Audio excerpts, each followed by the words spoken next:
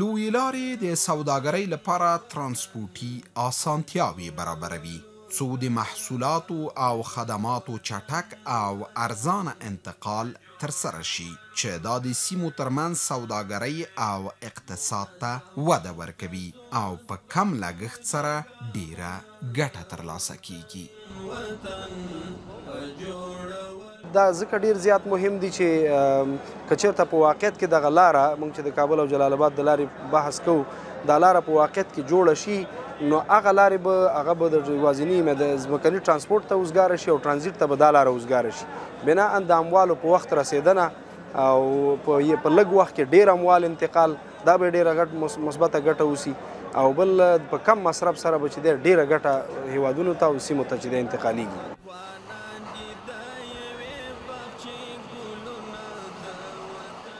د دې ترڅنګ چې لویې لارې هیوادونه سره نښلوي همدارنګه ښارونه او کلیوالي سیمې هم سره نښلوي چې د خلکو ترمنځ ټولنیزې اړیکې او فرهنګي تبادلې پیاوړي کوي.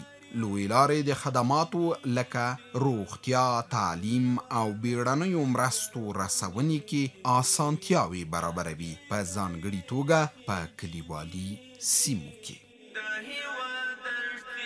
دا نړیوال تجارتي لاره ده که دې باندې دا نړیوال تجارت هغه پرې شروع شي نو د موږ خلک به په دې لارې پمپونه جوړ کړي، هوټلونه به جوړ کړي، دوکانونه به جوړ کړي نو د خلکو دپاره ډېر سهولت به برابر شي. ولس ته خو ټوله ګټه یې ولس ته ده، اکثره ګټه یې ولس ته ده ځکه موږ مریض نه شو تللی موږ ترکاري به چې وشوه نه شوه تللی او زمونږ ډېر ضرورت به و نو ښار ته به په دې خرابه لاره نه شو.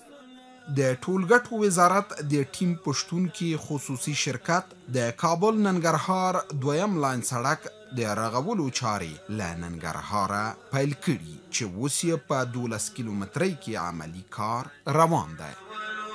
دا سړک تقریبا ټول یې سیده 140 متر 150 متر منځ کې کیلومتر په منځ کې ده او د دې فعلا موږ الحمدلله تقریبا 4 میاشتې کېږي د کار موږ شروع کړی ده او کار یې سیده د ننګرهار لخوا موږ را شروع کړی تقریبا په 12 کیلومترۍ کې موږ فعلا عملي هلته کار جریان لري چې موږ د وزارت ټیم هلته شتون لري او د دغه ټیم په شتون کې شرکت کار ترسره کوي.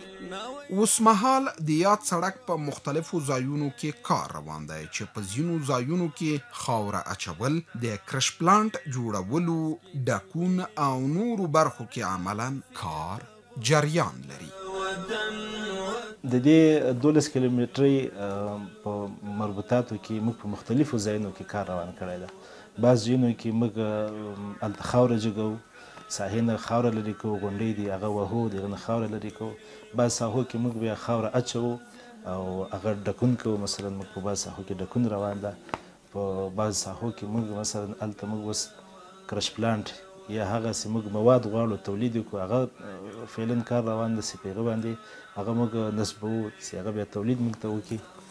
د کابل ننګرهار په دویم لاین سړک کې ځینې لوی او واړه پلونه او پلچکونه هم په پلان کې دي چې په معیاري ډول به ورغېږي او همدارنګه د استنادي دیوالونو رغول، د غرونو او غونډیو پرې کول هم شامل دي.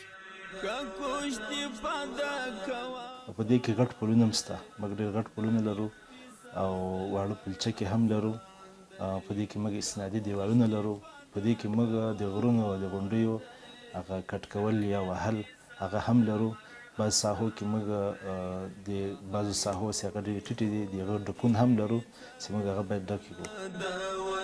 په ټول هیواد کې د سړکونو رغولو چارې ټولګټو وزارت د 8 نړیوال سټنډرد په معیار ترسره کوي. د یاد وزارت د مسؤلینو په وینا د کابل ننګرهار دویم لاین سړک به هم د 8 نړیوال سټنډرد په معیار ورغول شي.